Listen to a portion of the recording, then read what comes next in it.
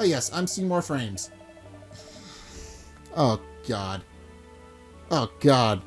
No. Oh god. No. No. No. Oh god. Oh, I am not going to make it through the rest of this game.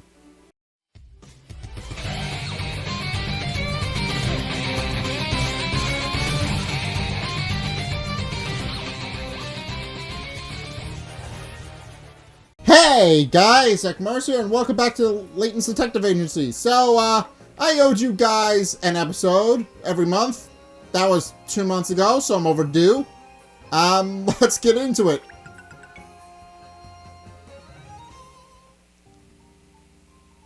Alright. Hastened to the control where I asked my Mayor Loanita to investigate the missing persons incident that appeared to be linked to the Riverside Festival. Alright. In fact, it turns out that the mayor concocted the entire affair herself to boost the festival's profile. So, what crazy case awaits you next? Who knows? Another day with no inquiries. Is London really so crime-free? Apparently. If you got nothing to do, why don't you tidy your desk? It looks like a dog's dinner. That amount of papers and books and goodness knows what else is a disgrace.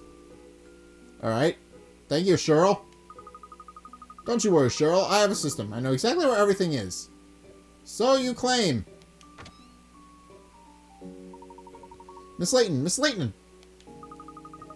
Goodness, what is it, Ernest? Don't tell me the people of London have finally cottoned onto me. I like queuing down the street. Queuing down the street. Oh, I do wish they were Wisp, but... what is happening? I cannot speak. Oh, I do wish they were, miss, but sadly, no. Oh, well, that's a relief. Yeah, it would be so terrible for business if we actually had some clients. Think about it, Cheryl. If people were queuing up to see me, I would have no time for my afternoon tea.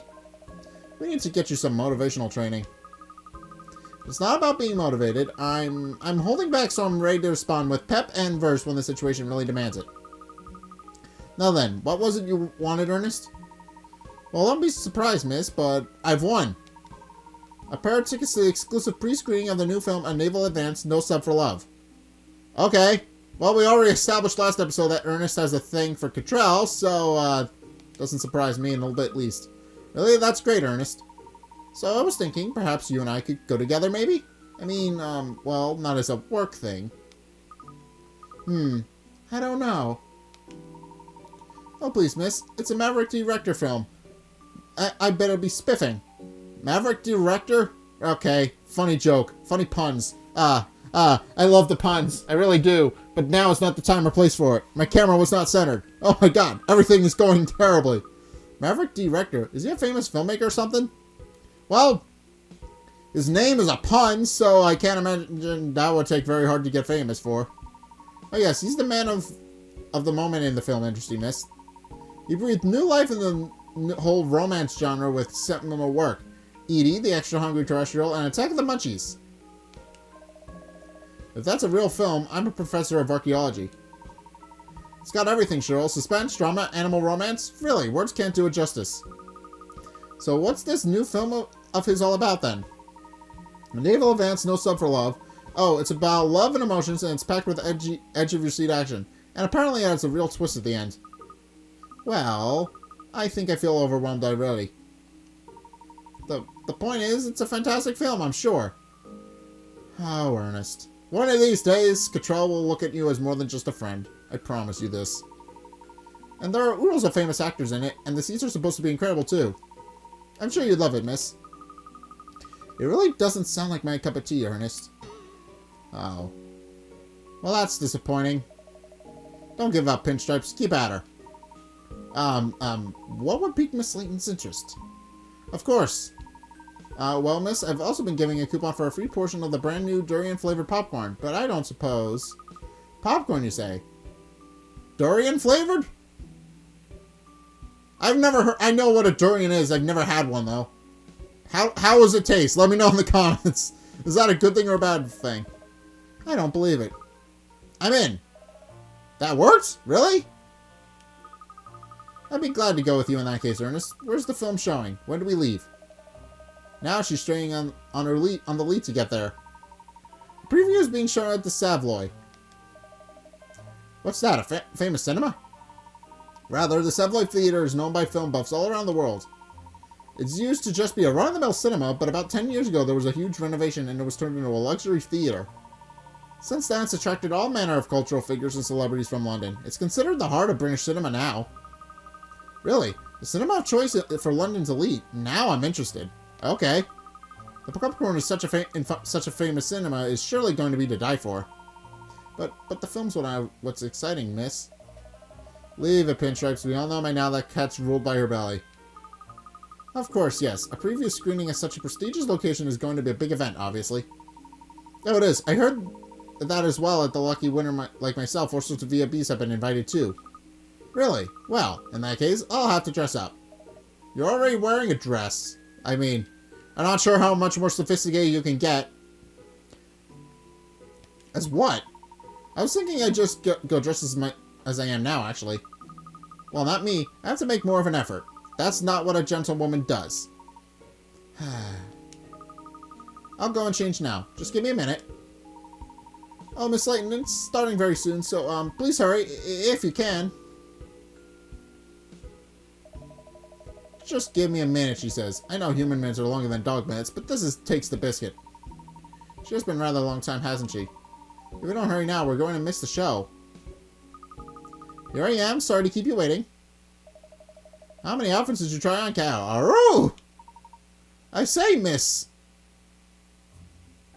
Well, that's kind of cute and fashionable.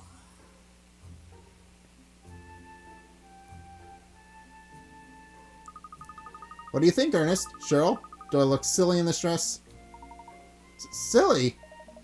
It's amazing what a dress can do. Well, I was hoping for a bit of a reaction at least. Well, never mind. We better get going or we'll be late. Come along. Alright, let's go. An angel.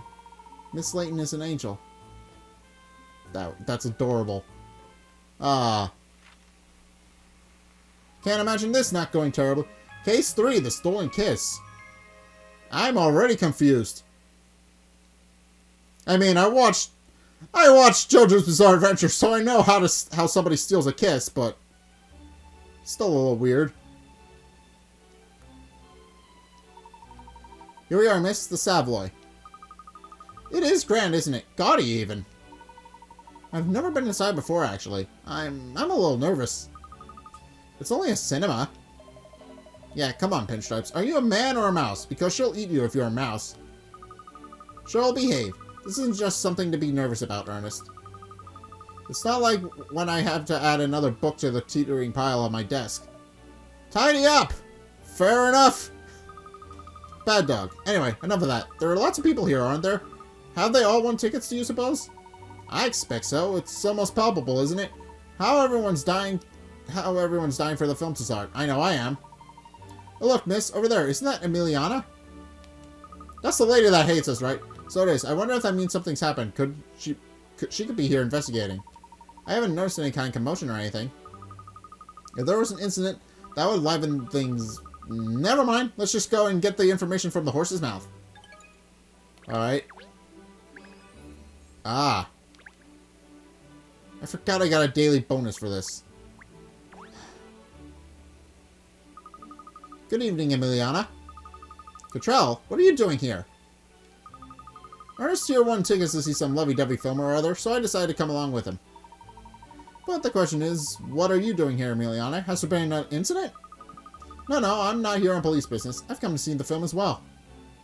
Ah. Oh, I didn't realize you were a film buff. Well, I wouldn't describe myself as a buff, exactly, but I enjoy the change of pace. Profiling all day demands a huge amount of concentration. But the only people here tonight are either involved in the production, VIPs, or they won tickets like I did. So I presume that means you've entered the prize draw as well, did you? Ah! Va bien. So, see, I entered the prize draw. So what? That doesn't make me a film buff. I just entered the draw because I felt like it and I happened to win. But that's incredible. I mean, it's such a long anticipated release. The competition was fierce. The chances of winning were tiny. I had to enter the draw over 100 times before I won. Well, I entered more than 200. That would do it. 200? None. I'm just a very lucky person, that's all. She says, shielding herself behind her glasses. Ah. What? I see. I understand. Yes, it's all very clear now. You put up a pretense about not really liking films, but the truth is you're here for the durian popcorn. What's possible evidence do you have to support such a claim? I don't even like popcorn. You still refuse to admit it? It's not true.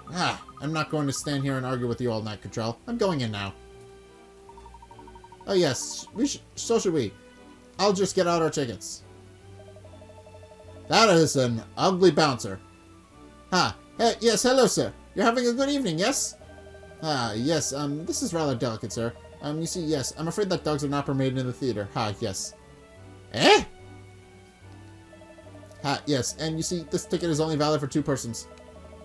Persons usually pertaining to humans and not canines, yes? Oh, I see. Well, that doesn't really surprise me in the least. Gosh, Cheryl, I'm so sorry. It never crossed my mind to buy a ticket for you. Oh, Ernest, you'd forget your head if it wasn't screwed on, wouldn't you? And you wouldn't? Well, there's nothing we can do about it now. I'm afraid you'll just have to wait out here until the film is over, Cheryl. Oh, sure. I'll just hang out in the street like a stray. This guy didn't even bring my coat. It's not even as if I can go back and wait in the office. These Pauls can't open no doors. Fine, alright, I'll wait here. Just do me a favor and don't watch all the ending credits. Good boy, we'll be back soon. Alright, Ernest, shall we? Oh, yes. What doggy deity have I upset to deserve this, eh? Ah! Inside the theater we go! Oh, poor Cheryl. We have to leave him outside. This is a rough deal. I'm so bored. Come on, Catnest. How are you going to leave me out here? At least they didn't tie me to a drain pipe. Alright, well, we're moving on.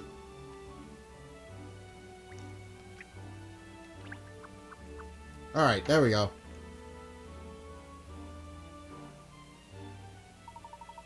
I can't believe it's upon us. Maverick Director's latest masterpiece awaits. I'm beside myself with anticipation, Miss Layton. I really am. Ernest, this is no sub for love film. It's a romance story, is it? You've only just worked that out? Well, yes, it is a romance, but it's so much more than that, miss. Actually, you can't pigeonhole Rector's work. It transcends genres. You see, miss, Rector used to direct cult B movies. He had quite a following of diehard fans even then. I think it must have been his attention to detail. I mean, really, he was a complete perfectionist. But he somehow never managed to appeal to Joe Public. Then about 10 years ago, he started to move into more mainstream genres, romance stories and so on. That's when he started to become more popular by appealing to a wider audience. Now he's regarded as one of the greatest directors of our time. His films are always highly anticipated. I must say, I've always thought his films were capitable. I've been a huge fan ever since his Cult B movie days. Alright. Well, now we know a bit more about this Rector guy. So, he used to direct B-list movies that were great, and he paid close attention to detail, but at the same time, he wasn't very popular because he wrote B-classic movies. But he then moved to the romance genre, and now he's famous because now everybody loves him, and he already had a cult following, so it's not like he could have done any worse. My all-time favorite has to be Wall-O, the mud-bathing robot hippo on a motherless post-apocalyptic Earth. What these titles? I see. So you're also a fan of Mr. Rector's films, are you, Emiliana? Well, of course, I think he is a fantastic director, but no, I'm more interested in the actors in this film. Oh yes, you mean Leonardo DiCaprio, the lead? I hear he's ever so popular with the ladies. Well, he is extremely good looking, and an excellent actor, of course. After all the action roles he's played, I'm dying to see what he's like in a love story. Emiliana, I didn't take you for a lovey-dovey type. How cute. Oh, I didn't mean... I am not a lovey-dovey. None. Anyway, when you finish teasing me, look, it seems the VIP guests have arrived. Oh? Ah, cutscene. Cutscene time.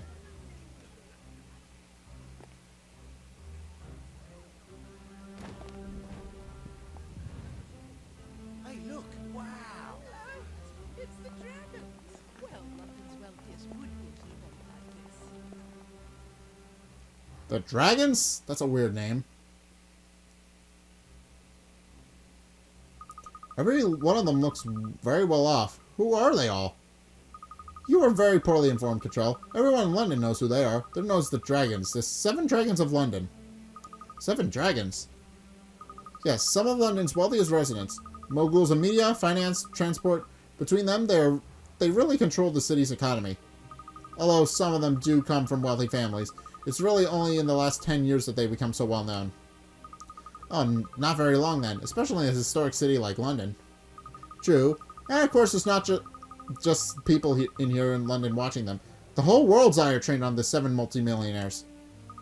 Well, they certainly do sound very influential. Yeah, they do. 7 Dragons of London is kind of a very take notice name. You know one of them already. Ah, yes, Mayor Loanita. She's one of the 7, is she? Oh, we must go and say good day, Miss Layton. Yes, I think there's still time before the film starts. Let's go and say hello.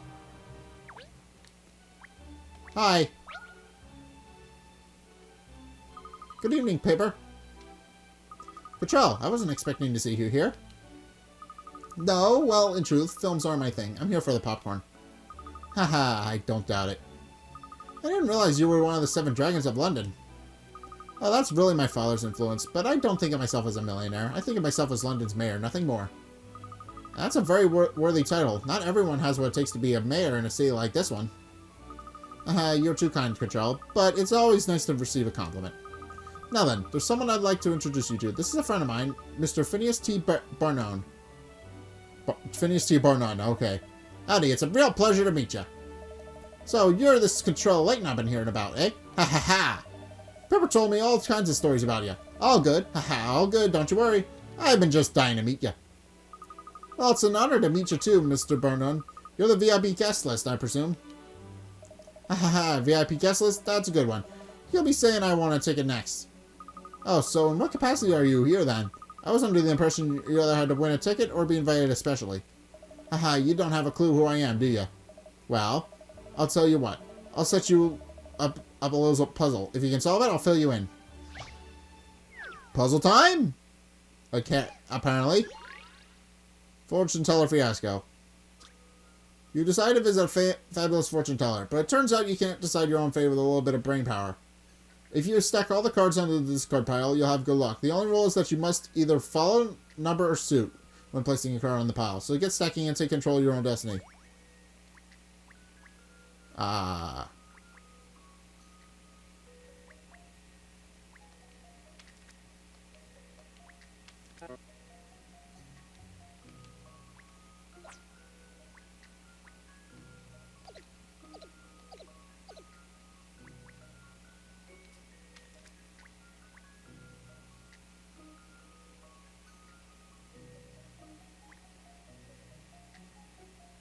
Hmm.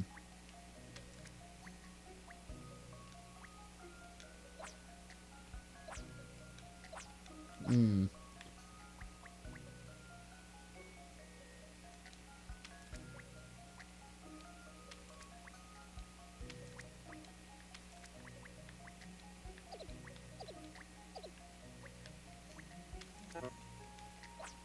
Hmm.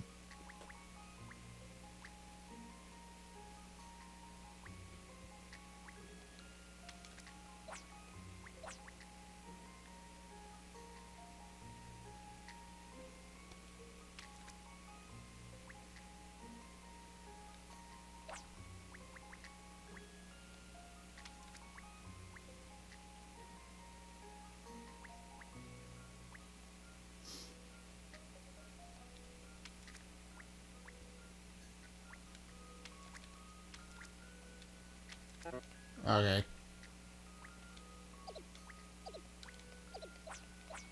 Let's see. I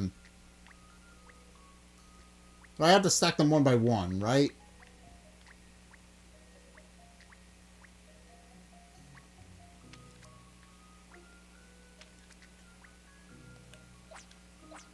Oh wait, I have to do this one first because there isn't another 8.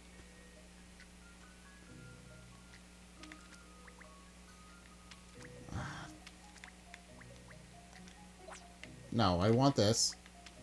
I want you. 7, 7. There we go. I've seen how to solve this now. And that's how it's done. Alright, there we go.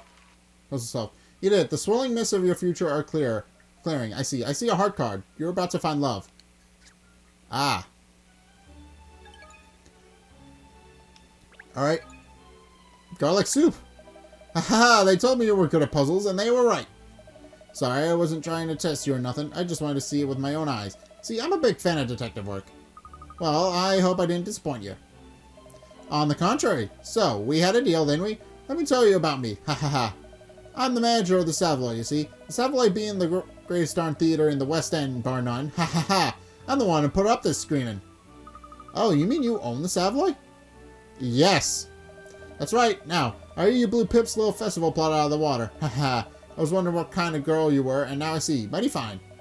Well, I hope you enjoy the show. After all, if it tanks, I won't make any money out of it, will I? Ha ha ha ha! Well, the truth is, I'm really here for the popcorn, not the film. Ah, the all-new durian flavor, you mean? Haha, you know I came up with that myself. You have to keep thinking of new ideas if you want your customers to keep coming back, right? I just let Pip try it, as it happens. Haha, not her cup of tea at all. I see you're involved in all aspects of the business. How interesting. Well, that popcorn certainly has a unique flavor. Perhaps a little too unique. Fair enough. A good example of effort not necessarily producing results. Yeah. Fruit flavored popcorn is just weird. And an obscure fruit on top of that. I'll judge that for myself, I think. Now, where do you get it? It's on sale at the kiosk back there. Show them your coupon and they'll give you a tub. Ah, look. There's old Dubley over there at the kiosk there. Madame Dubley to you. You should introduce yourself. Madame Dubley. Is she another of the 7 dragons? Haha. Gretchen Dubley is the name you do well to remember, Miss Layton. And a word of advice. Never forget the Madame. Ha ha ha. She controls a whopping great empire business that's stretching right across the globe, you know. Yeah, she practically breathes money. They used to say that the sun would never set on the British Empire. Well, if that metaphor holds any water at all, Madame Dubley would be the sun. Ha ha. She's the glue that holds us all together. The mother dragon, you could say. Ha ha ha ha. I see. Well, she certainly sounds larger than life. If you want your detective agency to have any chance of success, it would be wise to move to befriend Madame Dubley Kittrell. I suppose detective work does rely on maintaining good relations with people, it's true. I could just say hello while I queue up for my popcorn. While you're queue up for your popcorn, you really haven't grasped how important she is, have you? Alright. Time to move on. Where's Ernest, though? Moving! Where did Ernest go, and when are we going to get into the mystery side of things? Here we are at last, the kiosk. Time to sample the all-new popcorn delight. Oh, no. What's the matter? There's no one at the kiosk. I won't be able to get my popcorn. Never mind, miss. How about introducing ourselves to Madame Dubley instead? Ah, so near and yet so far. You mustn't be down in the mouth, miss. Miss Barnum says she could be a very useful contact. Yes, alright. Let's say a quick hello, then. Do you know which lady she is? I suspect that lady over there might be who we're looking for. Yes, I think you might be right. She certainly stands out as being affluent. Yeah, this lady might be here. Excuse me. You wouldn't happen to be Madame Dubley, would you? Indeed I would. And you are? I'm Cottrell Layton from the Layton Detective Agency. It's a pleasure to meet you, Madame. Oh, the Layton Detective Agency, you say? Now, where have I heard that name before? Ah, you must be the famous Herschel Layton's daughter, are you? How is the professor? Is he in good health? We don't know how he's doing. We don't even know where he is. I think so. You think so? Well, no, I mean, he's very well, yes, thank you. I'll be sure to mention him that I met you. Yes, please do. Tell him I should very much like to meet you when he's next available. I wish I could. Goodness, it's nearly time for the show. I promised myself a little tipple before it begins, to excuse me. Well done, Miss Layton. I think you made an impression. I don't know, Ernest. All this hobnobbing with the rich and famous is taking its toll on my nerves. Oh, I don't believe it. Over there, look. It's Maverick Director. Ladies and gentlemen, I'm Maverick Director. Thank you all for coming to see the premiere of my new film. I hope you enjoy Untitled Chapter, No Sub for Love. The screening is about to begin, so if you'd all like to make your way to your seats. Oh my giddy aunt, I can't believe it. It's the real Maverick Director, Miss Layton. I've never seen the real Maverick Director before. But you've seen the fake one? No, I didn't mean... Oh, there's no time for that. The film is about to start. We must take our seats. Aren't you forgetting something, Ernest? First I have to redeem this coupon for my durian popcorn. Oh look, the kiosk attendant has returned. But what if the film starts while you're waiting for it? Everyone else is already inside. Quickly, miss, we must hurry. Oof.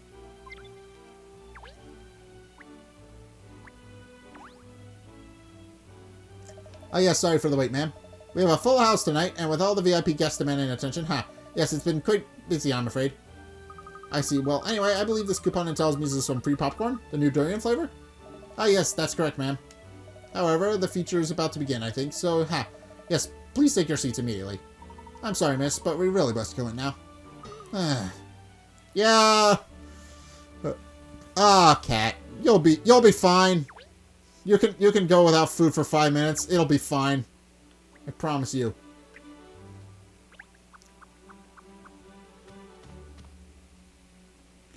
Alright, let's see how this goes. Hopefully it's a good film. Ahem. Ladies and gentlemen, welcome. Welcome to the premiere screening of my latest work, Untitled Chapter, No Sub for Love. The story begins with a young couple who meet at a ramshackle old cinema out in the sticks.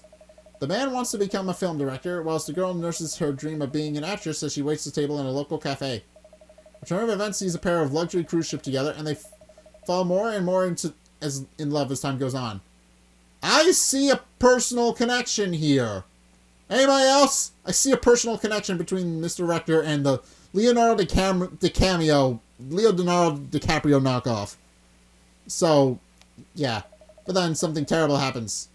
A ship, a relic from an ancient civilization, starts to sink into the sea. The situation is desperate. There seems to be no way out. The couple is doing everything they can to survive. Well, I think I better stop there. I don't want to spoil your enjoyment of the story after all. I'll just finish by saying that this film is the culmination of years of work and marks, I believe, the pinnacle of my career. I'm sure you're all going to love it. Of course, it would never have been possible without the support of so many people.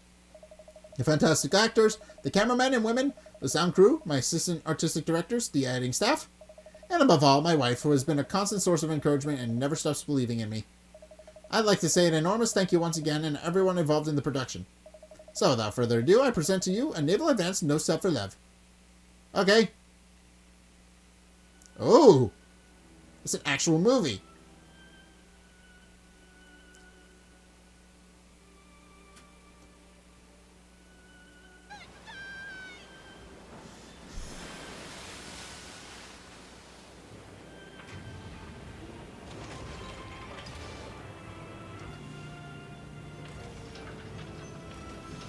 I will say, it's a lot better than some of the other films I've seen.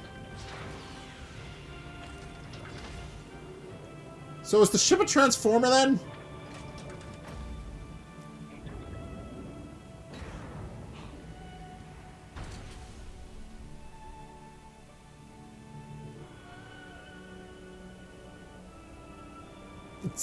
Because it just kind of transformed into a submarine.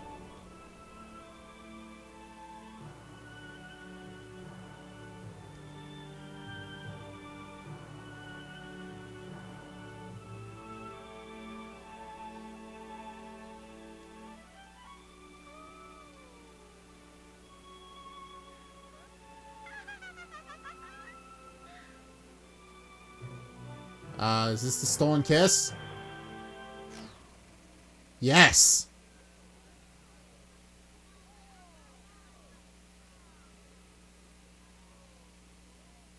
It's a caper! Somebody stopped it in the middle of the film! What's going on? What's happened to my film? Why is it cut there? No, this isn't right. The last scene. The kiss scene. The big finale. Someone's stolen it.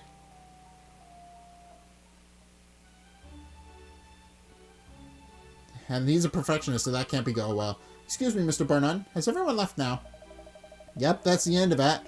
We had to cancel the screen, so I sent everyone home. You're a friend of Miss Layton now, aren't you? Well, I'm not sure if friend is the right word, but, well, I'm Emiliana Perfetti. I'm a case analyst and profiler at Scotland Yard. This theft of the climactic scene of the film is a very serious offense. If you don't mind, I'd like to ask you some questions about it. Yes, could you tell us what you know about the events leading up to the discovery of the missing scene? Cottrell, what are you still doing here? And why is that hound with you? Hey! Well, everyone else is left now, so I thought Cheryl could help sniff out clues. We don't need any sniffing around here. Keep your nose and your dog's nose out of business that doesn't concern you. Well, we're here, and we're detectives, so, it might be a good idea. Question mark. But it does concern us. Mr. Barnard personally requested that I stay and help. Oh, Emiliana. She's not happy. You bet, Ed. Talk about luck, having a Scotland Yard officer and a private eye on site. Ha ha ha. Anyway, I'd like to ask both of you to help figure out what happened here. Who the heck cut that kiss scene out of the film, huh? If anyone can solve this case, it's the woman who figured out the Riverside Festival shenanigans. Ha ha ha. Isn't that right, Cottrell? You'll take on the case, won't you? Well, I couldn't very well turn you down after that glowing praise, could I? Of course I'll take on the case. Any mystery solved? That's my motto. Mr. Barnard, please. I'm more than capable of handling this case. Leave it to the experts at Scotland Yard. No, I'm not saying I don't think you're a talented detective as well, Miss Perfetti. But, a little competition should make you both work harder. Ha ha ha ha! Va bien. You'll soon see that I pinpoint the truth much more quickly than a so-called detective. Haha, that's the spirit. Good luck to both of you. Well, don't just stand around there chatting to me. You better be running along to get a statement from old Rector, hadn't you? Where is he now, do you know? Sure do. He's right over there. Still totally dumbfounded, poor guy. He put his heart and soul into that final kiss scene. It's kind of hard to understand why anyone would have done this, I must admit. So that's for you two ladies to figure out, isn't it? Ha ha ha ha. Poor guy. Poor guy. My film. My magnum opus. Please, Mr. Rector, don't worry. I will personally track down the thief responsible for stealing that last scene. No, you won't, because I'll track down whoever did first, Cottrell. Very professional, ladies. Very professional. It was perfect. I made every last detail perfect before I was willing to show it to the public. And now this! Surely the negatives are still available. You'll be able to produce a new reel for another screening, won't you? But didn't you see the audience reaction? They were frustrated. Without that final scene, the story doesn't hang together at all. I wanted to give people the perfect film. I've put my whole life into this project, my heart and soul. We understand, Mr. Rector, but try not to let it get to you. I'll track down the perpetrator, don't worry. Try not to let it get me down. Are you mad? This is a disaster. A blow like this just before the official release is the death knell for any film. And just when I thought I made it to the big time, when I got into the top studios, now it's back to trying to make ends meet again. What am I going to tell all my crew? I thought I'd finally be able to pay them what they're due. This is terrible. Please try to calm down. Now tell me, do you have any suspicions about who could be responsible? Responsible for this desecration of my work? Obviously someone who doesn't like my films. How am I going to face my crew? My wife even. They were all on tenterhooks waiting to see how the audience reacted. I just wanted the ground to open and swallow me up. I wish I was on that submarine right now, sinking. Yes, well, thank you for your time, Mr. Rector. Sinking. Oh dear, he's really taking this badly, isn't he? Yes, ridiculously so. I give up. I'll try talking to him once he's calmed down. You can't blame the guy for being upset. This movie was a big deal to him. And he's not the only one who's troubled by what happened either. I'm kind of sore myself. As I imagine you would be. This is going to affect sales for you after all. Haha, I like the way you think, Missy. But it's not just that. I'm a big fan of Rector's work, you see. I was looking forward to the whole world finally seeing what a great director he really is. Now that this has happened, all the talent could go to waste if we're not careful. So you two ladies better get a move on and figure out what happened to that stolen scene. If it'll help, I can give you access to anywhere in the theater. In fact, I'll just tell security to give you free reign. There's a projection box around back. Normally it's out of bounds, but I don't mind you going in there and investigate if you need to. The projection box? Aha, thank you, Mr. Barnard. What are we waiting for? Let's hightail it over to the projection box then. Yes, I agree. We should start by investigating the film reel. Is there something wrong, Emiliana? I've come to expect irrational behavior from you, Gatrell, but really, talking to your dog? Yes, it's wonderfully therapeutic. You should really try it sometime. Anyway, are you coming with us to the projection box? No, I will be carrying out investigations elsewhere first. Amateurs tend to put me off and I might miss something crucial. You see, Gatrell, every criminal, no matter how careless, leaves a trail of telltale signs following a crime. Only a skilled profiler like myself can read them, of course, which is why I will solve this case long before you do and prove my superiority of my methods. I'll look forward to it. Don't mock me. Va bien. You'll soon see enough. I wasn't really mocking you. I'm looking forward to it. Alora, until later, Gatrell. Just try not to disturb the scene too much, won't you? Alright. Alright, so something went on in the theater. This is not good. I wonder what happened. I really do.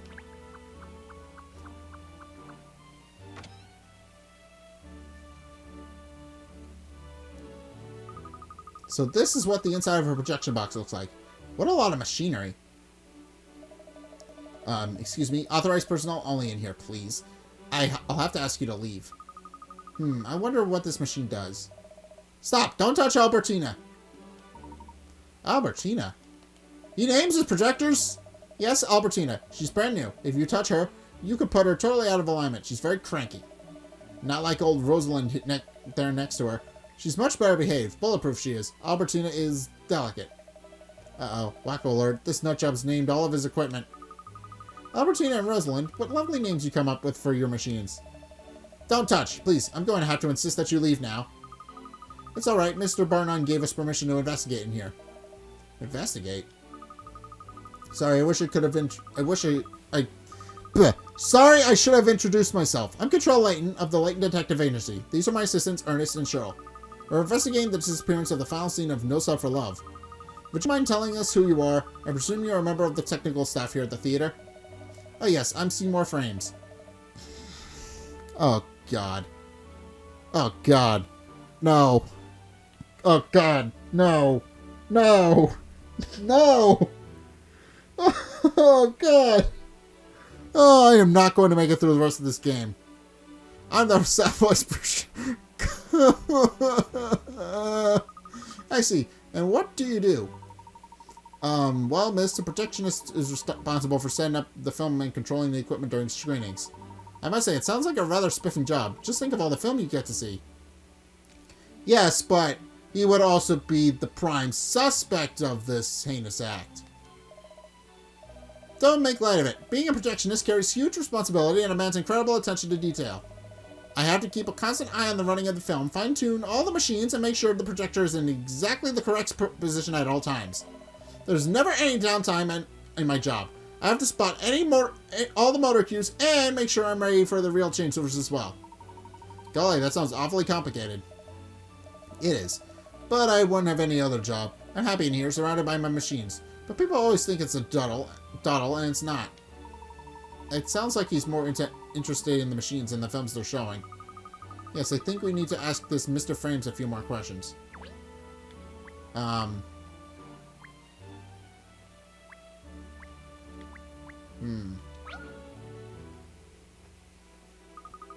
Excuse me, Mr. Frames, but could you tell us what you were doing before the screening today? If you're expecting me to talk to you, you can help me solve this puzzle first. Okay. Puzzle time? Puzzle time. Good.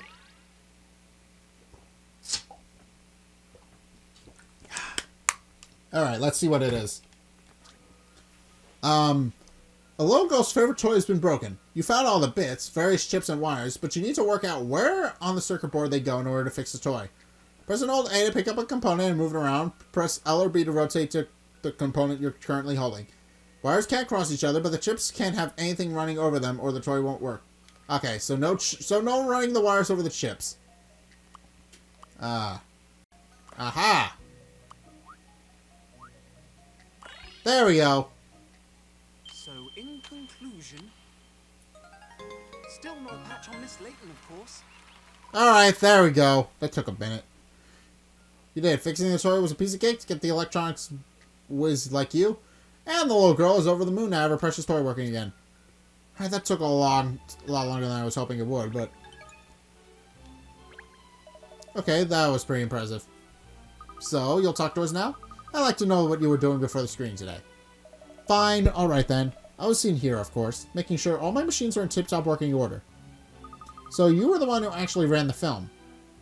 Yeah, I was pretty shocked when the last reel suddenly skipped a scene.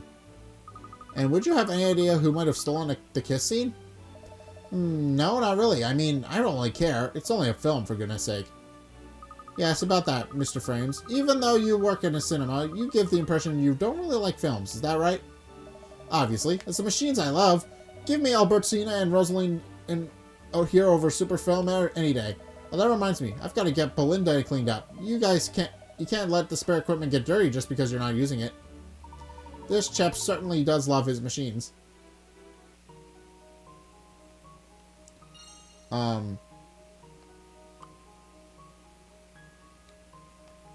What's the wrong one? This one.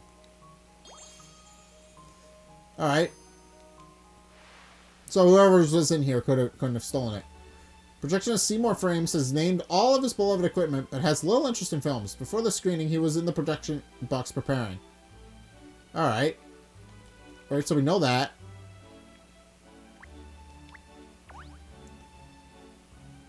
Oh look, Miss Layton, there's a bird in this cage. It's a Myna bird, I think.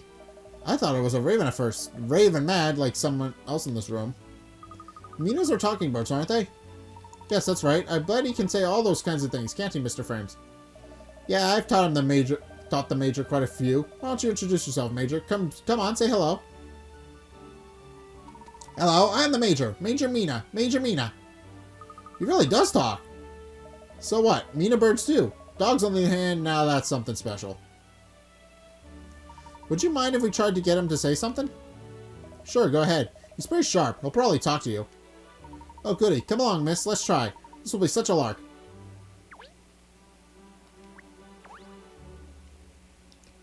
Hello, how are you? How are you? He's very polite, isn't he? Sure, well, why don't you try talking to him? Perhaps you'll be able to understand each other. Can you speak Swahili just because you're human? I only speak dog, alright? Not bird. Really? You never told me that before. You never told me you can speak Swahili. The point is, so far, I've only met a few humans who can understand what I'm saying. Maybe there are some birds or cats out there as well who understand me as well, but I've never met any of them if there are. I don't realize there were all these limitations on what you can and can't do. What a disappointment. Oh sure, I'm such a disappointment because I'm a talking dog is so mundane. Oh well, I suppose I'll just have to try and communicate with the bird myself. So, Major, did you see the film Thief? Saw the thief? Saw the thief? Jeepers, really? Who did it? Who did it? Who did it? Yes, who did it? You did it! You did it! I think he's just parroting things. Of course I didn't do it. Didn't do it. Didn't do it. Haha. Who's a pretty Wally then? Who's a pretty Wally then? Gosh, he even tells jokes. Amazing. Yeah, side splitting. I told you, the Major's very sharp. A genius, really. Alright then, Major. If you're so sharp, you'll understand what I explain. What? I'll do to you make fun of me again if you make fun of me again. Call the RSPB. Call the RSPB. Miss Layton, he's only a bird, I remember. I know he talks like a human, but really can't treat him like one. Major hunger, Major hunger. Popcorn, popcorn. Sorry, Major, I'm all out of popcorn now.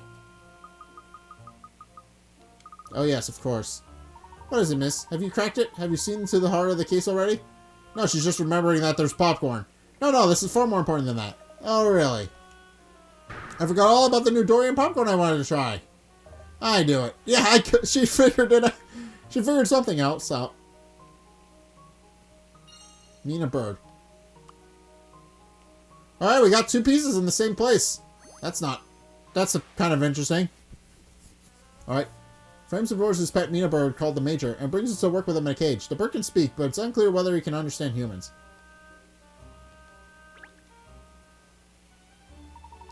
Well, I think that concludes our investigation of the projection box.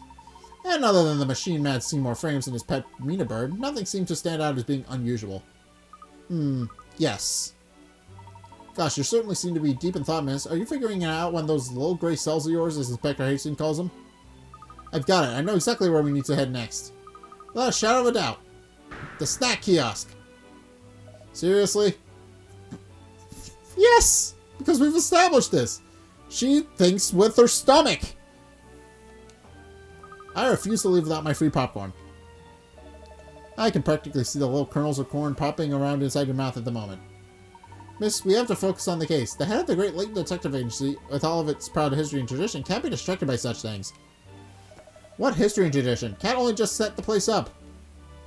Well, alright, but it will have a proud history and tradition in the future, if we can get our heads up popcorn. A long way in the future. As it stands, we have no lead at all. I think we should investigate another part of the theater. The pup's got a point. Snooping before snacks. Come on. Well, if the two of you don't want to come with me, I'll go on my own. Ha, like a dog with a bone as usual. Let's turn our attention back on the case. Presumably there's an editor here as well, wouldn't you think? We should see if we can interview him or her. Quit thinking, go faster, Prince Stripes. So, how do we go about finding the editor? Well, I suppose we could ask Mr. Frames. Pardon me, Mr. Frames. We'd like to talk to whoever was in charge of editing the premiere. You mean editor? He's the editing technician. Oh my god, editor. Editor. Funny. Funny jokes. Oh my god, I hate the puns in this. I hate the puns in this so much. Every other name is a pun. Why? Rector's famous editing assistant?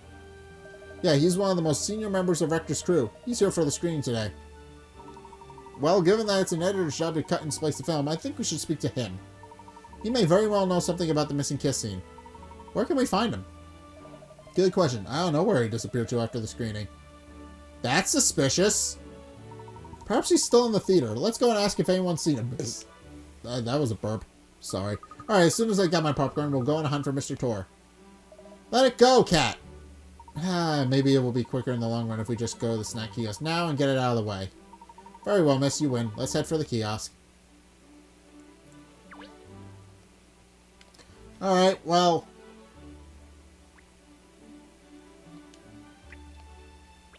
at the very least, we're getting our popcorn now. There's still one or two people about, even though most people have left now.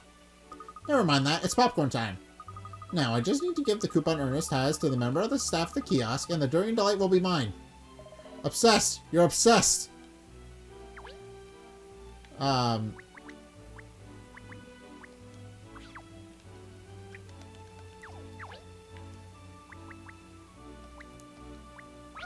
Oh, he's got a puzzle.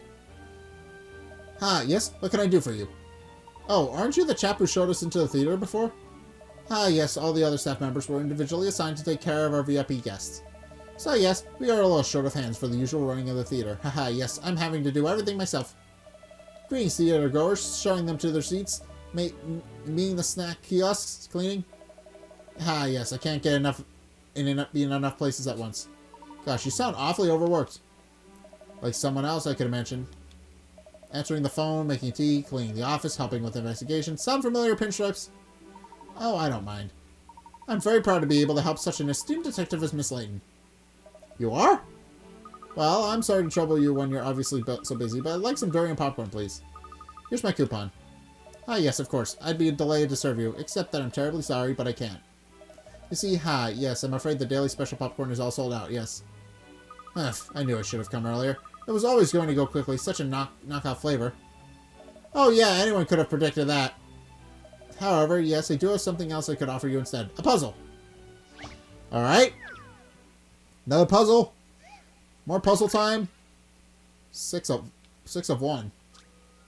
The three panels are expressing the number 6. Change the order and orientation of the panels to make 6 in another way.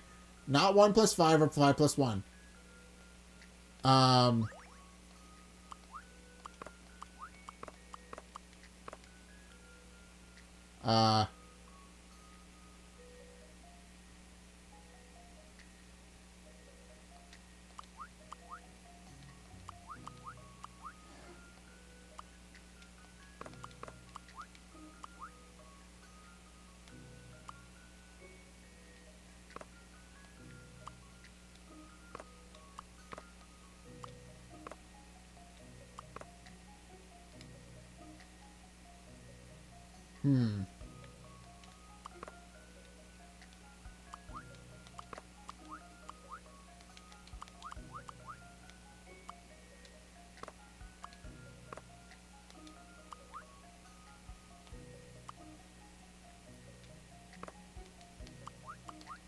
Oh,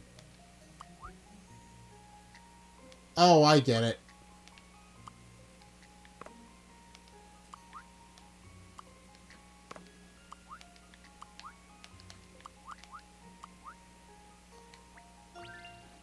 I eat puzzles like this for breakfast. I ain't nothing but a hound's dog. Alright, I did it. You know, the answer was to represent 6 in letters. 6! There we go! Alright, that was easy. I do hope that satisfied your appetite for something unusual, yes? Oh, well, I suppose I'll just have to give up on the popcorn now and get on with solving this case. Finally, we can put all that popcorn nonsense behind us. Isn't it funny that the Major, you know, that Myna bird, knew the word popcorn? And we're back. Oh, yes, actually, I was the one who taught him to say that, yes? Oh, really? Ah, yes, sometimes I take a snack of popcorn to the projection box. You know, I've even seen the Major out of his cage before. You mean Mr. Frames lets the bird fly free? Ah, yes, I believe so. I mean, only sometimes, of course. Otherwise, yes, he can go into rather a lot of trouble. And quite often, the Major eats all the popcorn before Seymour gets a look in. Haha, yes, it's true. That's how the bird picked up the word popcorn in the first place, yes? I even took a tub of durian popcorn up there earlier today. And the Major had it all again. Ah, yes, I just took my eye off of him for a moment, and he gobbled up every last piece. An entire tub. By Jove, that's a bird with an appetite, all right. Oh, yes, I was as surprised as you are. But I think the Major might have overdone it this time. You see, yes, it seemed to give him a tummy ache. Ah, the lucky thing. I wish I could eat so much durian popcorn that my tummy ached. But I must stop pining on something I can't have. Yes, it's time we spoke to Mr. Tor, the editor. What? I was still on popcorn. I feel your pain, Cheryl, but we must find Mr. Tor now. Do you want to know where he is? Yes, I saw him just a few moments ago, actually. Ah, yes, he was on his way out the door. Oh, quickly then, everyone, we have to catch him before he goes home. Alright. Allowed to fly free. It seems the Major is sometimes allowed to fly free in the projection box and has been known to get through a lot of popcorn on occasion. Alright. That helps. Alright, so it seems like the bird might be our culprit. At least, from what I can tell. Oh, you're still here, are you? May I ask what you're still doing here, madam? Aren't you going home now that the screening has been cancelled? Haha, very good. Goodness me, no. Not before I finish my popcorn, at least. That rich, buttery aroma and that deep, invasive scent of durian that wafts out the deep inside of the tub. I've sampled dishes from all over the world, but even I find taken aback by this culinary masterstroke. A deep, invasive scent? Really? Oh, I knew it would be amazing. I'll have to try it. What about you? Oh, hello, Cottrell. What a terrible thing to have happened. I still can't believe someone was silly and to the film. I'm afraid I do have to ask, Pippa. This is another one of your ruses, is it? No. Then why are you still here at the theater? The culprit often returns to the scene of the crime, you know. No, I felt it my duty as mayor to see if there was anything I could do to help smooth things over after all the hullabaloo before. Ah, but we already know that you enjoy a good hullabaloo, don't we? Like a hullabaloo of a festival, for example. No. Cat immediately fingers her. It's great. Alright, let's move. All the guests have gone home now. It's deserted in the lobby and outside. How about that man standing by the entrance? Do you think he could be Eddie Tor? We won't know unless we ask him. This guy? This little short little man? Excuse me, are you Mr. Tor, the editor? I am, and you are? I'm Control Layton, from the Layton Detective Agency. You probably heard of me. Nope. Oh, well, that's a shame. Still, you know me now, don't you? Mr. Barnett asked me and my colleagues to investigate the case of the stolen kiss scene. We'd very much like to take a statement from you, Mr. Tor. After all, you worked with Maverick Director for many years, haven't you? I'm surprised a kid your age has ever heard of me. Alright, let's see what else you know. I bet you haven't heard of this Vector film, have you? Oh, a puzzle! I mean, I know the puzzle because it's usually a question mark, but... Tales of the Unexpected. There's been an incident at a farm where all the cows have disappeared. According to a witness, a UFO sucked them all up and some aliens came out. Now, for some reason that will remain classified, you need to place an alien in each of the spaces where there is currently a cow. Select a cow to suck it up in the UFO and swap it with an alien, and vice versa. Creature coming down from the UFO will take the other empty space.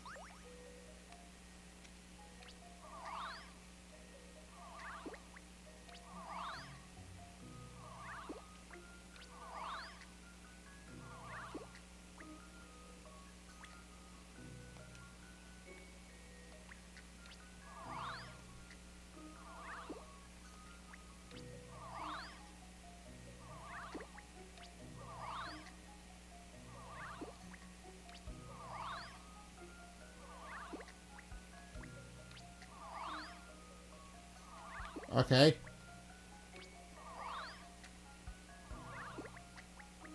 I think I figured it out. There we go.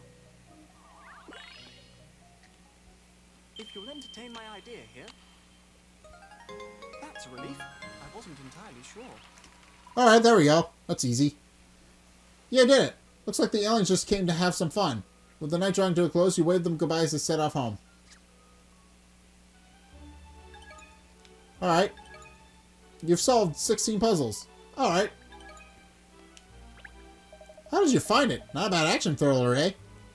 Oh, I'll say, UFOs and aliens always make for a jolly good tale. I know what film it is. It's rarely seen signs, close encounters, close equations of the third kind. Alright, now I'm impressed. Rector was still a newcomer, so the film had a cast of total unknowns, and it quickly disappeared from the big screen. And the production company went bankrupt as well, so it's never been reshown. It's one of the most talked about films among Rector's fans. Spot on, you really know your stuff, kid. Okay, fire away. What do you want to ask me? Thank you, Mr. Tor. So, first of all, can you confirm that you were at the screening earlier? Yeah, I was there. I wanted to see everyone's reactions to our latest film, to be honest, but then that happened. It's unbelievable. Can I ask you where you were immediately before the screen today, Mr. Tor? I was with Maverick. We were checking over the film together. Needless to say, there was nothing wrong then, other than us arguing again. Arguing? What about? Well, you probably don't know, but Maverick's films used to be a lot more fringe, a lot more edgy. It's that kind of work that attracted me to Maverick's direction in the first place, and I'm stuck with him ever since. But in recent years, he's gone for the popular vote. He's been shooting the kind of overly sentimental dross that the public seems to lap up. And that foul kissing in the latest film is, well, it never sat right with me from the start. But Maverick wouldn't listen to me, would he? Not when we were shooting or when we were editing. So, when we were checking over the film earlier today, I finally said it. I told him that scene wasn't truly to his style, that he sold out. So the two of you were quarreled? Yeah, but that's just par for the course. Directors and editors always argue. Always have, always will. Making films sounds like a tricky business. But let me make one thing clear. Just because we argued, that doesn't mean I'd do something like that and disappoint all those poor people. I see. Well, thank you, Mr. Tor. No problem. You catch whoever did this, alright? I want to know who was responsible. Another piece of the puzzle? Nope. Well, I think we've spoken to everyone now. Unsurprisingly, no one stands out as being the guilty party in this stage. Maybe it wasn't an inside job. Perhaps we should start thinking along different lines? No, I don't think so. I'm still not sure exactly when that scene was cut from the film, but one thing seems fairly certain. It wouldn't have been easy for an outsider to gain access to the film reels in the time window we're looking at. Not to mention the fact that only randomly selected guests and VIPs were allowed entry to the theater at all today. Yes. Everyone was carefully checked at the door, weren't they? It certainly wouldn't have been easy for anyone else to slip in. And both Rector and Tor says there was nothing wrong with the film and they checked it just before the screening. So even if someone had managed to slip into a theater unnoticed, they wouldn't have been able to get to the film reels between then and the start of the screening. My thoughts exactly, Ernest. If the kiss scene was indeed stolen, it has to have been by a member of the theater staff or the production team. I think you're right. Let's not forget there's someone we haven't managed to speak to properly yet. That's true. Let's find Mr. Rector and see if he can answer some questions this time. I just hope he's calmed down a little now. Yes, so do I. I wonder if he's still in the lobby. There's my other film reel. Romance story. You found a clue. Romance story. Okay, let's see what it is. Though one's more inclined to fringe material, it seems Maverick Director has recently shifted onto more mainstream romance-oriented films. Alright, so in other words... Well, we're slowly piecing the puzzle together. No director. But there's Emiliana. Look, perhaps she knows where we can find him. Yes, let's go and ask her. And we can find out how her profiling is going at the same time. She seems to be deep in thought, so... Oh, still here, pretending to do real detective work? If I were that good at pretending, I could pretend to like you. So, how are you getting on? Don't be so catty. No doubt you've hit a brick wall, so you've come to see if you can glean anything from me. Not at all. I was just curious to know how your profiling was going. Very well, I'll tell you. Perhaps hearing some genuine deduction will make you realize how unsophisticated your own efforts are. A taste of cutting-edge profiling work could do wonders for your future investigations. Well, we can dream, can't we? You know, this lady always makes me want to scratch. Be quiet, Hound. Don't interrupt me with your meaningless yabbering. Yeah, bow wow as in bow wow, you're annoying. So, having spoken to everyone involved, I built up a detailed profile of the case. The only person who was unhappy about the final kissing was the editor, Eddie Tor. In other words, he was the only one with a motive. He had complained to the director that the stolen scene was inappropriate for the film. However, Tor has an alibi. On the other hand, Seymour Frames, alone in the projection box, had the opportunity to commit the crime, but there's no clear motive.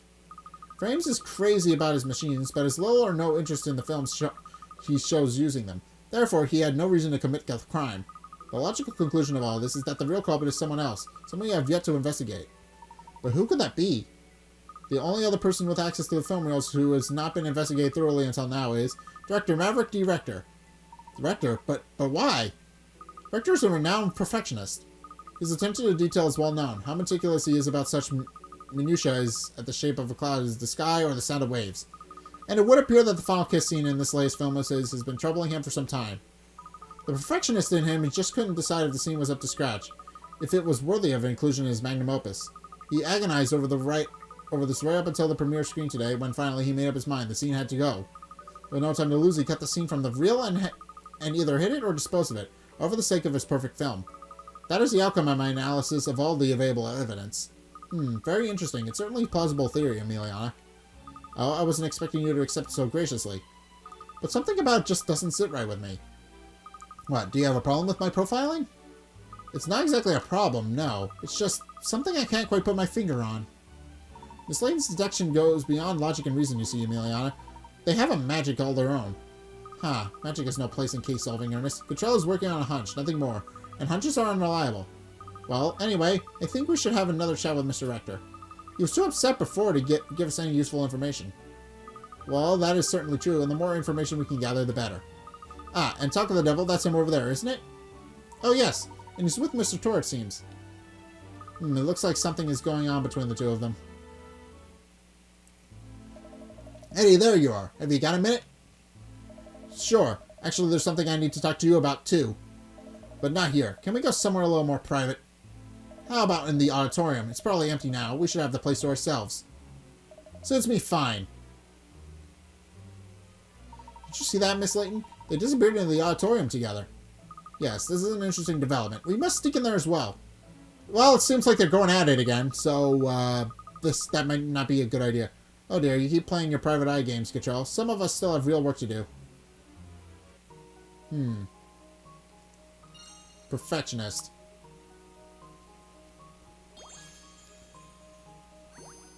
He's a perfectionist, so why would he cut the scene? Just before... Perfectionist Rector wasn't satisfied with the final kiss scene. Amelia has conjectured that he cut it out of the reel himself, but is she right? I don't think so! Because if he were a perfectionist and he suddenly cut the climactic scene from his film, that would be a problem. Since he would have to reshoot it.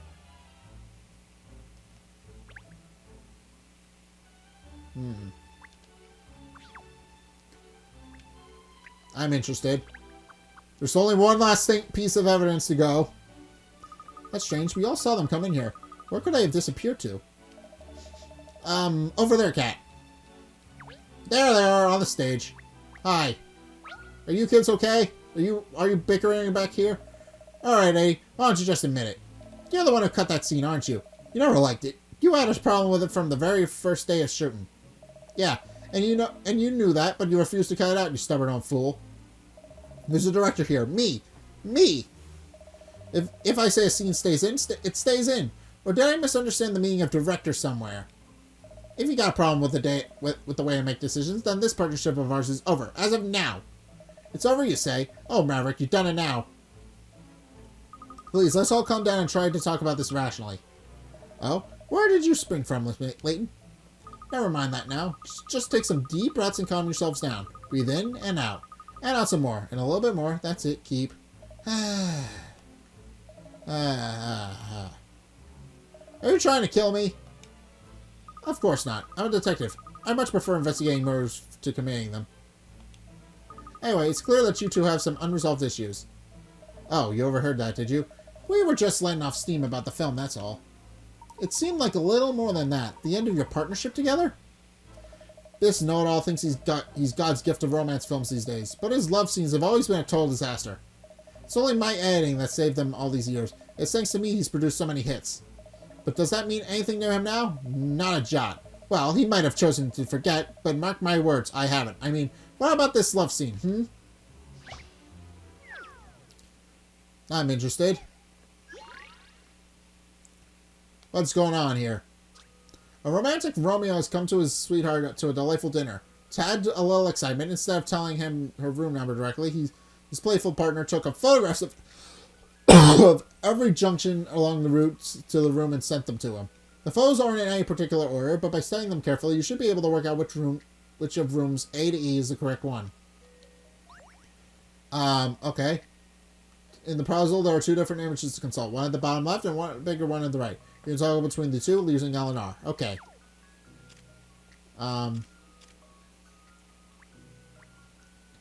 Well...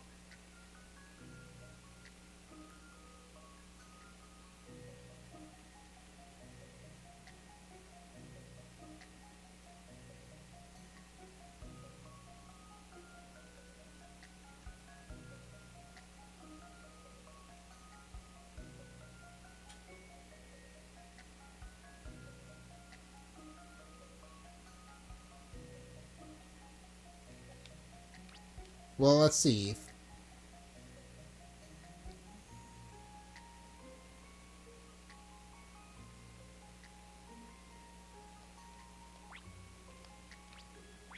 Alright, well...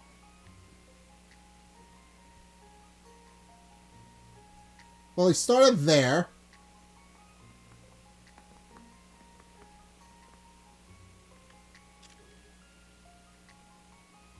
Well, he's starting where the hydrant is.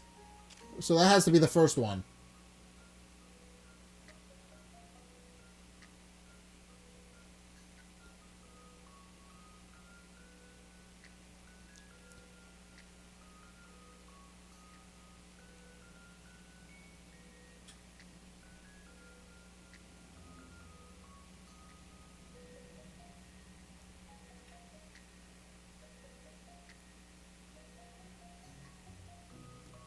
Well, let's see. There's a block on the top, so there's only one place that could lead.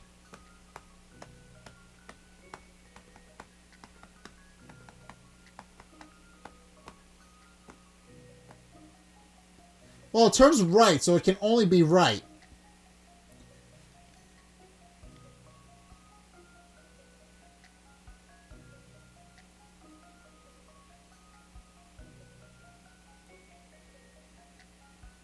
I want to say D? But by what I'm looking at? I've seen how to solve this now. That was it. Okay. Any mystery or any puzzle solved. Okay, that works. Yeah, luckily you found the room on time. Otherwise, the couple's dinner date would have been ruined. Alright, I found it. Well, I didn't think you'd solve that one. That had me stuck for decades. There's no puzzle that can be solved that can't be solved without some calm and considerate thinking. Mr. Tor, if you calm down a bit now, perhaps... Calm down? Are you being funny? I don't care about that spat with Maverick before, but I can't be pinned for this theft of the final scene. I mean, it's a matter of pride. What sort of editor would do something like that? I say, miss, I don't think this fight is going to sort itself out anytime soon. Oh, well, never mind. It's rather fun to watch, shall we? Great idea, Cat. Let's just forget about the case and watch the two prime suspects argue instead. Don't be Steinschroll. If we listen in, we might let something slip that gives us a lead. Sneaky cat. You are one sneaky cat, Cat. Pride? Pride? That's more important to you than honoring the decision made by the director? Cutting scenes you were never asked to cut? For the last time, I did not steal that kiss scene. And you know I never would cut a film unless you gave me the go-ahead. But it's no secret you didn't like that scene. You always had a problem with it. Come on, admit it. Yeah, I had a problem accepting that the great director could be happy to end one of his greatest films with a scene like that. Just... Why don't you admit it? You never really got on with that scene either, did you? Yes, I did. I was perfectly happy with it. So you were willing to compromise on qualities these days, are you? You make me sick, Maverick. But you know what makes me even more sick? The fact that someone other than me cut one of your films. Alright then, Eddie, if it wasn't you, then who was it? Tell me that. If you ask me, it was you. Listening to your conscience before it got corrupted by fame.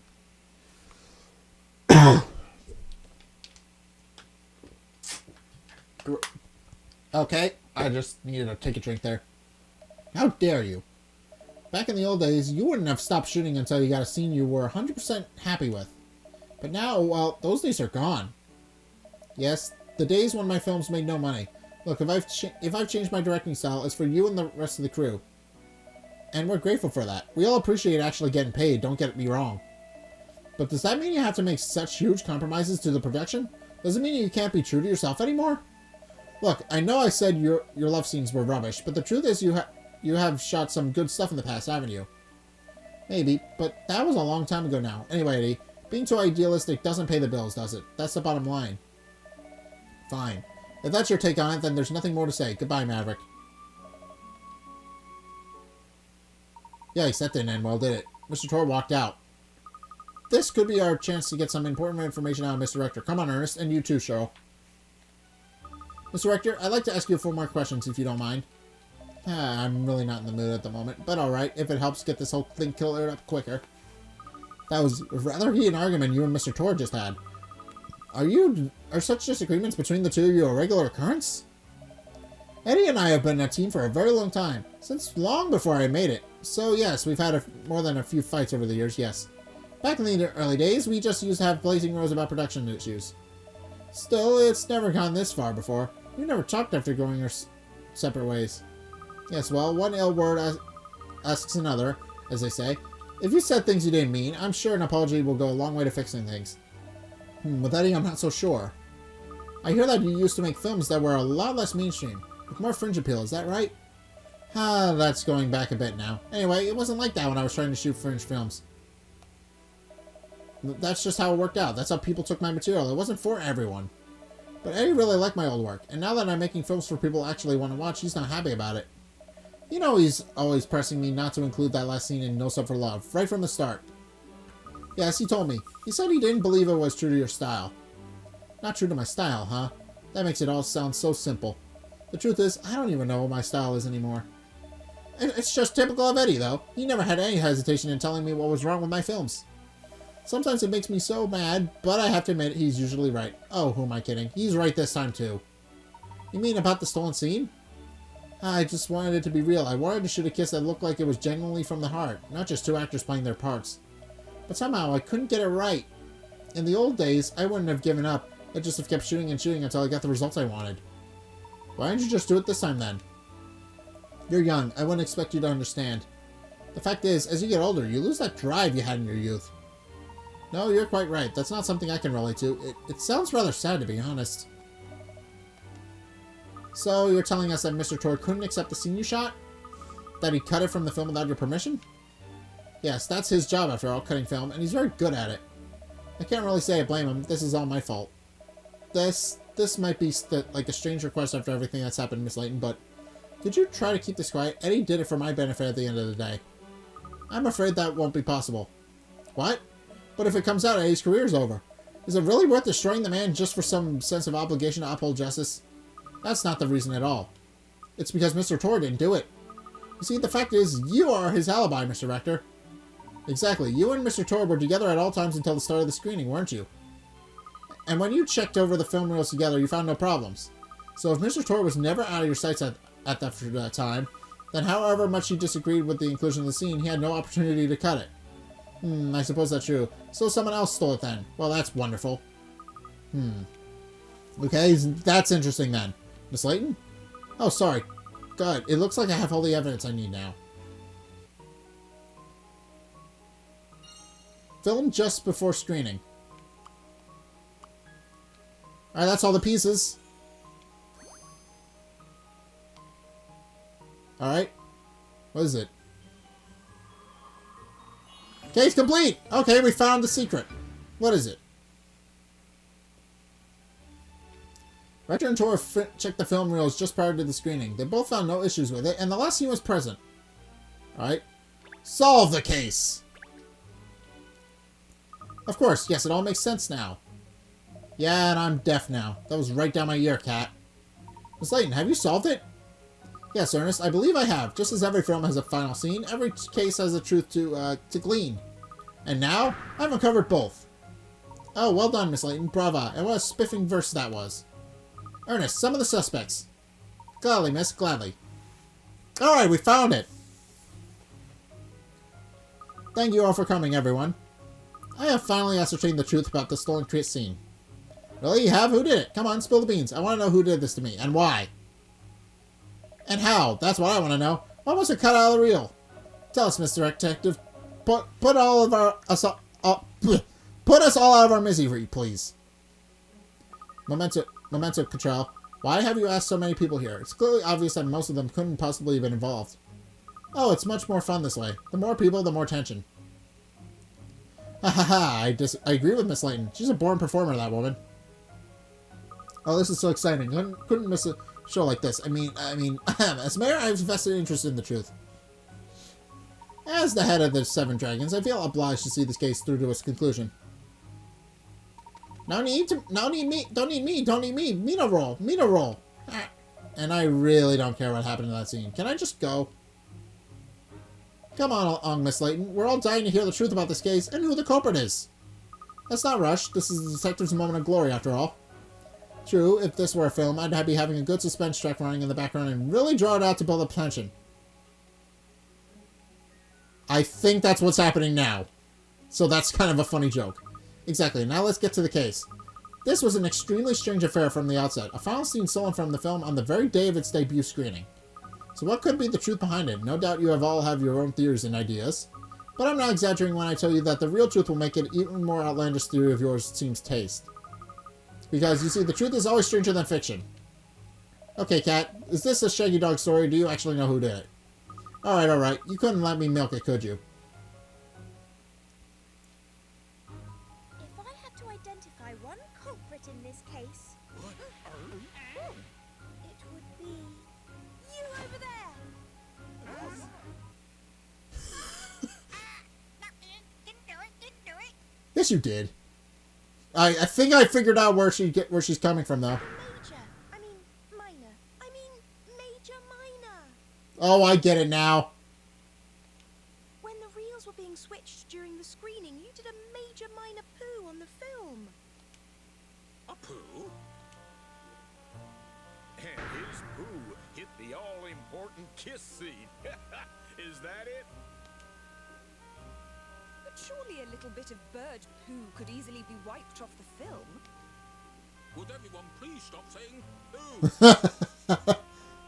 Indeed it could, Mayor Loanida. Which is where the second guilty party in this escapade comes in. You, Mr. Seymour Frames. All the equipment here has just recently been upgraded. Ah. Mr. Frames cares for his projection machinery so deeply, he couldn't bear the thought of running a soiled film through it, even if the excrement had been wiped off. Ah. So he cut the infected scene out of the reel altogether. So it's his doing then? Yes, but with the Major resolutely denying everything, it's going to be hard to make it stick. Oh, poo.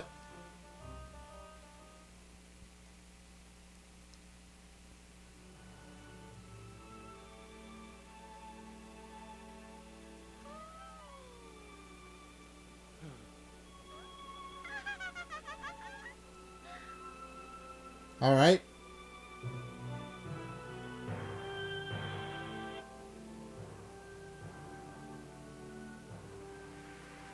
Ah, they had to create a new scene. Ah, I see. Great film. I loved it. Where did that kiss scene come from? Apparently, Mr. Rector. He cut in an old scene of his own to replace the missing one. It's a clip of himself kissing his lover, shot a long time ago when he was still just starting out as a cameraman. Ah! Secretly, it was supposed to be a film about his own love affair. So, the clothes and everything match the style of the other scenes perfectly. That's how he integrated it so seamlessly. You've got to hand it to the old dog. It's a very moving scene. Yes, because it's full of genuine emotion. They weren't acting. It was true love. I figured that was it. Someone would give me a kiss like that. Just imagine. Oh, Cottrell, you oblivious little... Alright. Oi, Pinstripes, what are you imagining? Nothing. I was Just what? Spit it out. No, What, you dirty mongrel? Oh, Ernest. A Naval Advance No Step for Love was hit the box office with a passionate final kissing. And now, Maverick Director is currently working on a new, albeit not too mainstream, blockbuster.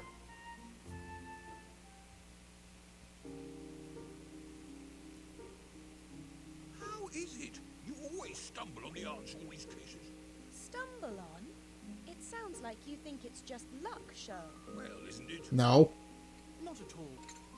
The truth is, Miss Layton makes logical but instinctive inferences. Alright. Yeah, I think we're good to save it here. Yeah, I want to erase the data. It's fine. Alright.